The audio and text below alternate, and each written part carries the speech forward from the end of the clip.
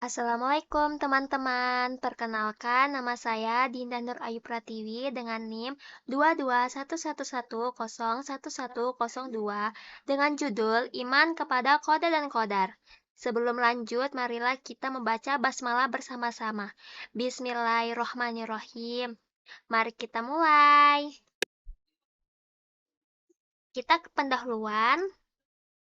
Puji syukur kehadirat Allah Subhanahu wa Ta'ala yang telah memberikan rahmat dan hidayahnya sehingga sampai saat ini dapat diberikan kesempatan untuk melakukan kegiatan belajar mengajar ini. Selawat serta salam semoga selalu tercurah untuk junjungan kita Nabi Muhammad SAW, sang teladan umat hingga akhir zaman.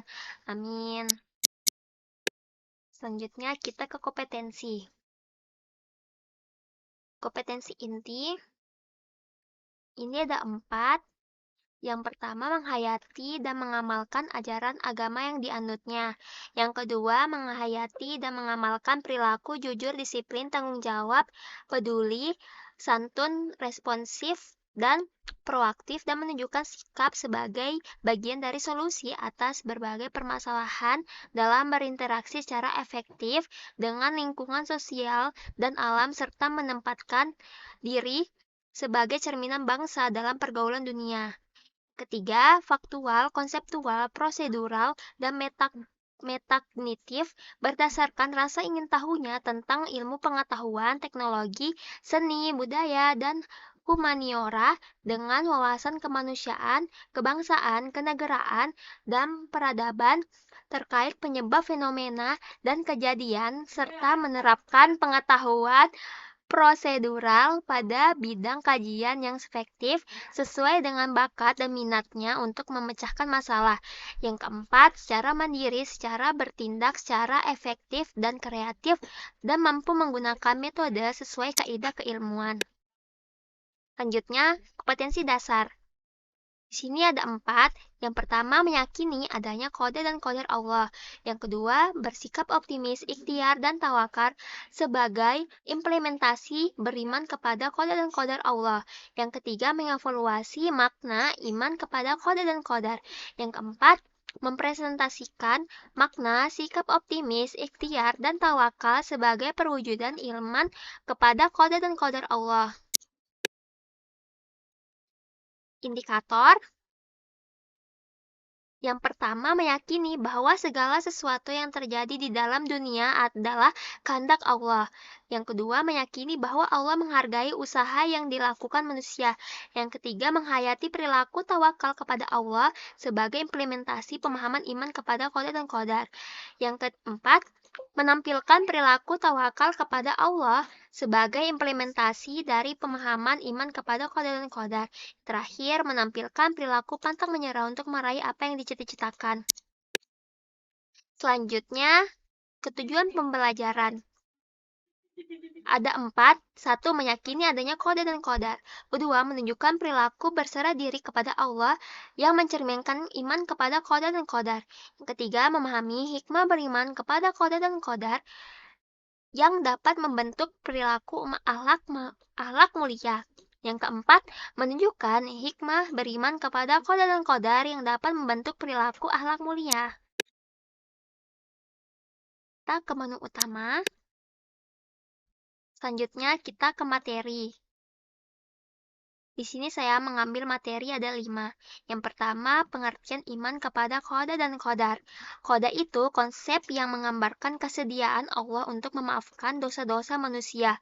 Konsep ini berasal dari bahasa Arab yang berarti kompensasi atau memperbaiki. Ini berarti bahwa Allah dapat memaafkan dosa-dosa manusia jika mereka meminta maaf dengan tulus dan tekad.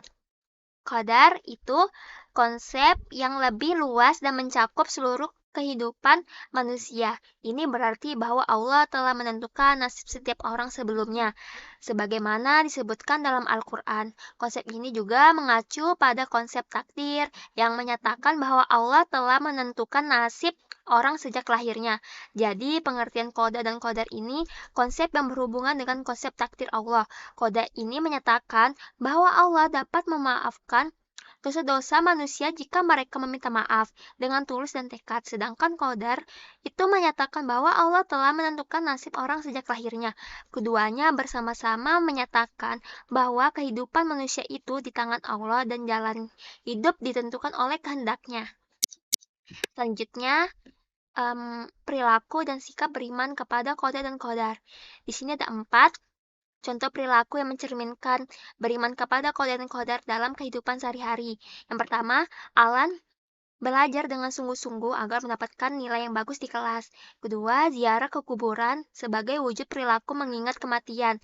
Ketiga, membaca Al-Quran sebagai bentuk ikhtiar agar masuk surga.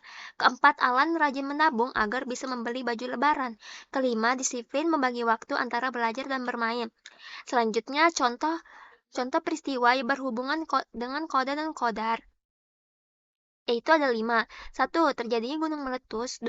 Angin yang berhembus dari daerah bertekanan tinggi ke daerah bertekanan rendah. Yang ketiga, setiap benda yang dilemparkan ke atas akan jatuh ke bawah karena adanya gaya gravitasi. Yang keempat, meninggalnya manusia padahal usianya masih muda. Yang kelima, bumi dan berbagai planet senantiasa mengitari matahari. Selanjutnya, materi fungsi beriman kepada qada dan qadar, yaitu ada 3. Yang pertama, mendorong kemajuan dan kemakmuran dengan meyakini takdir mukham bahwa Allah Subhanahu wa Ta'ala telah mengatur hukum alam secara teratur. Manusia dapat merencanakan usahanya dengan logis dan rasional, sebab takdir pasti dilatari dengan kaulitas atau sebab akibat. Yang kedua, menghindari sifat sombong. Orang yang mengimani qada dan qadar akan terhindar dari sifat sombong. Bagaimanapun juga segala pencapaian yang ia raih berasal dari ketetapan Allah. Tidak ada kesuksesan dari hasil usahanya sendiri, melainkan juga takdir dari Allah.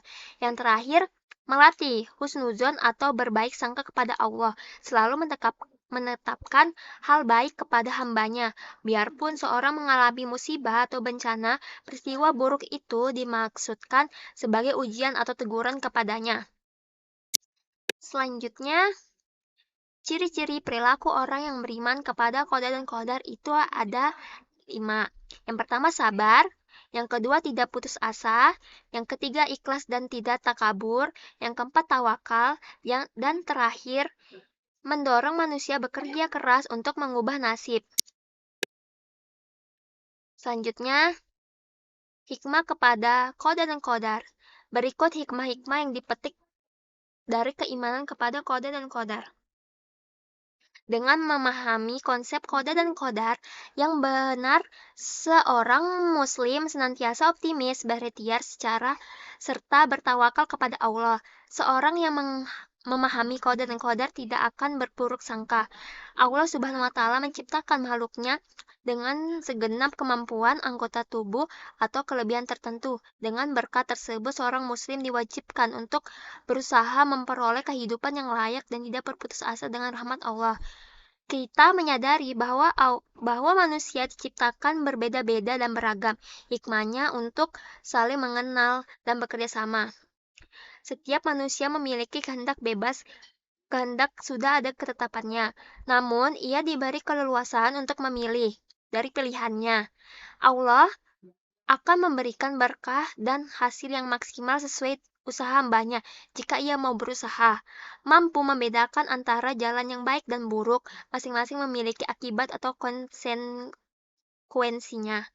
Tidak ada sesuatu yang sia-sia yang diciptakan oleh Allah. Dengan segala kemampuan yang sudah diberikan manusia, sepatutnya memanfaatkan potensinya untuk mencapai hal-hal yang ia inginkan. Selanjutnya, kita akan melihat video pembelajaran dari qada dan qadar.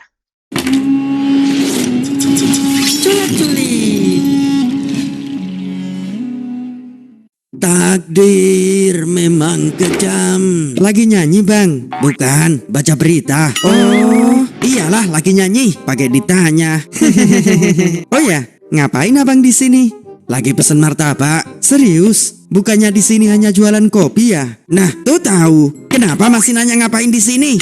Kalian ngeselin banget sih. Maksudnya kenapa seharian ngopi mulu? Gak ada kegiatan lain apa? Emang mau ngapain lagi?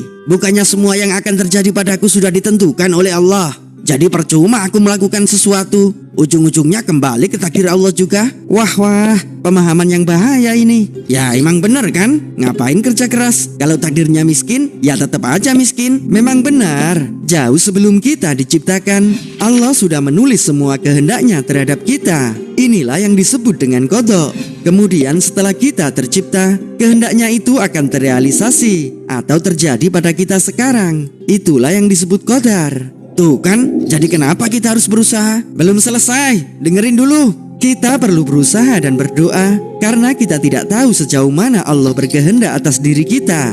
Maksudnya, misalnya gini, Allah bisa saja menghendaki Bang Supri saat ini menjadi seorang dokter. Jika 5 tahun lalu, Bang Supri mau melanjutkan kuliah kedokteran, tapi Bang Supri memilih tidak melanjutkan kuliah dan bersenang-senang. Keduanya sama-sama terjadi atas kehendak Allah, tapi Bang Supri lah yang memilih menjadi pengangguran sekarang. Oh gitu. Jadi maksudnya takdir itu ada kalanya bisa dirubah oleh kita. Benar, itulah yang disebut dengan takdir mu'alaq. Takdir yang bisa berubah atas kehendak Allah tergantung pada sebab-sebab yang diusahakan manusia. Lalu, takdir yang tidak bisa dirubah seperti apa? Misalnya takdir kamu dilahirkan ke dunia, atau takdir kamu terlahir sebagai laki-laki seperti sekarang. Inilah yang disebut dengan takdir mubram, yang tidak bisa diubah oleh manusia. Artinya kita mau menjadi orang yang bermanfaat atau tidak, sukses atau tidak, itu salah satu dari takdir mu'alaq ya, yang bisa diusahakan manusia. Benar. Jadi apabila manusia merasa sekarang takdirnya buruk, berusahalah dan berdoa agar dapat beralih ke takdir lain yang lebih baik atas izin Allah. Bukannya malah putus asa dan malas-malasan, lalu menyalahkan takdir yang sebenarnya kamu pilih sendiri. Ya, sesungguhnya Allah tidak akan mengubah keadaan suatu kaum sebelum mereka mengubah keadaan diri mereka sendiri. Tidak ada yang bisa menolak takdir Allah kecuali doa. Itulah video pembelajaran mengenai qada dan qadar. Jadi pesan yang dapat kita ambil dari video pembelajaran tersebut ialah kita sering merasa putus asa karena menganggap takdir qada dan qadar itu keputusan mutlak dan tidak bisa diubah. Padahal ada takdir mu'alaq yang bisa dirubah, tentunya atas izin Allah, dan takdir mubram yang tidak bisa dirubah.